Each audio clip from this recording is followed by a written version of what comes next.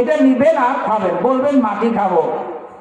আপনারা কি জমিনের যত ফল ফলাদি খান এগুলো কোন জায়গা থেকে হয়? মাটি থেকে না? তখন এটা মাটি মনে হয়? এটা তো মাটি মনে হয় না। যে আল্লাহ মাটি সৃষ্টি করেছেন, যে আল্লাহ সুস্বাদু কমলা তৈরি করেছেন, যে আল্লাহ এত সুন্দর সুস্বাদু আঙ্গুর তৈরি করতে পেরেছেন, সে আল্লাহ কুদরতি ভাবে এই মাটিটাকে মাটি রাখবেন? কি মনে হয়?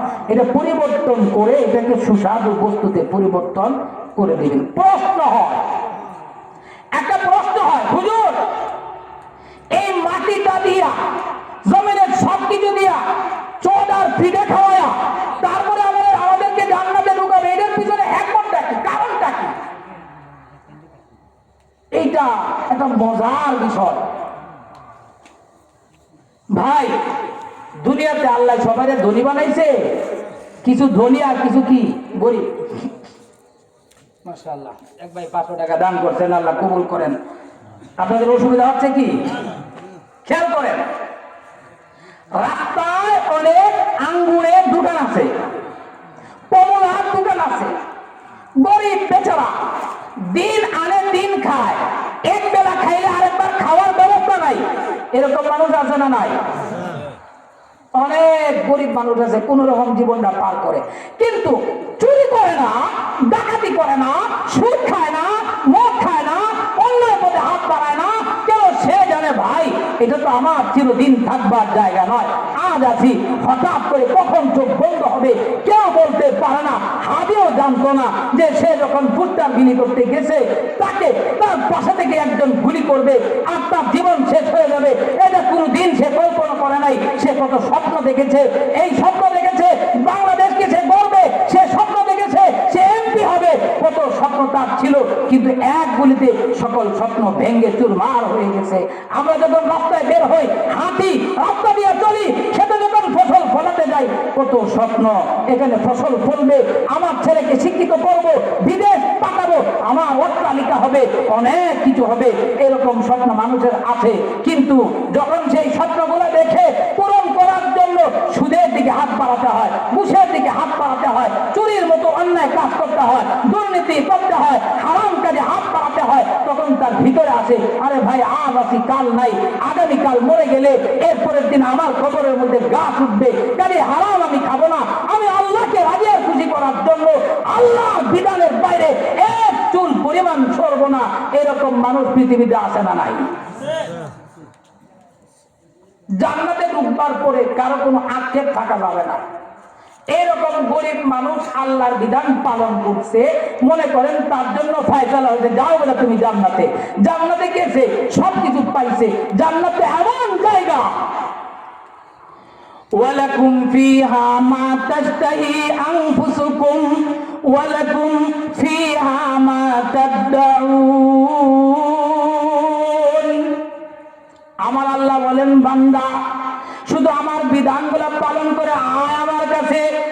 একটা বারের জন্য তুই যদি জান্নাতে ঢুকতে পারিস, ওখানে তোর মনের ভিতরে যা উদয় হবে বলার প্রয়োজন হবে না। এক কাপ চা দাও বলার প্রয়োজন হবে না, আমাকে হাঁসের গোশত দাও বলার প্রয়োজন হবে না, কাঁদি কাঁদি এনে আমাকে তুমি কলা দাও বলার প্রয়োজন হবে না, আঙ্গুরের ব্যবস্থা করো কোনো কিছু বলতে হবে না। দিলের ভিতরে উদয় হবে, ওটা খাইতে মনে চায়, ওটা পড়তে মনে চায়, ওটা দেখতে মনে চায়, দিলে যা হাজির হবে আল্লাহর পক্ষ থেকে বান্দার সামনে সাথে সাথে তা হাজির হয়ে যাবে। এটা তো জান না। কিন্তু ওখানে ঢুকবার পরে ওই যে গরিব বেচারা আঙ্গুরের দোকানের পাশ দিয়ে গিয়েছিল, কমলার দোকানের পাশ দিয়ে গিয়েছিল, গিয়ে দেখে কমলার দোকানদার তো এখানে নাই, আঙ্গুর ফলের দোকানদার নাই। মনের ভিতরে জিহ্বার মধ্যে পানি আসছে, একটু হাতটা বাড়াই, দু চারটা নিয়ে পালাই, কিন্তু সাথে সাথে দিলের ভিতরে উদয় হয়েছে আর কেউ আমার এই কাজ দেখুক বা না দেখুক, কে দেখে বলেন? কে দেখে বলেন না? কে দেখে?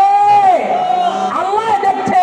যুবক চিন্তা করছে, হায় হায় হাঁটা শুরু করছে, হাইটা তার ইচ্ছা হলো অমুক বাড়িতে দেখে আসছি কত সুন্দর নারিকেল গাছে উপরে কত সুন্দর ডাব, আরে রাত 12টা 2টা 3টা 4টা 5টার পরে সব ঘুমিয়ে থাকে, একদম গাছে উঠবো, বাকিরা পাহারাদারি করব, ওটা পারবো আর খেয়ে নিব, একটু মজা করব।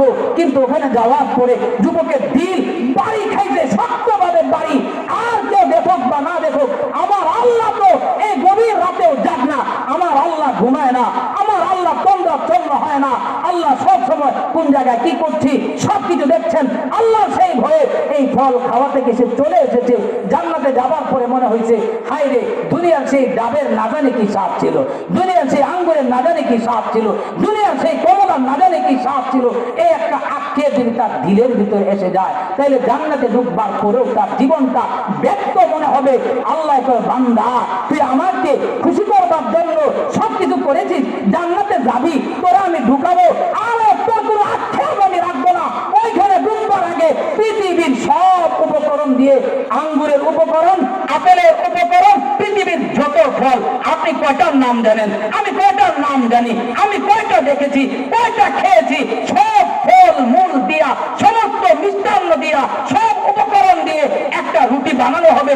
একটা টুকরো যখন মুখে দেব, পৃথিবীর সমস্ত নাচ নিয়ামতের যেই স্বাদ, যেই তৃপ্তি এক টুকরার ভিতরে আল্লাহ ঢুকায় দিবেন।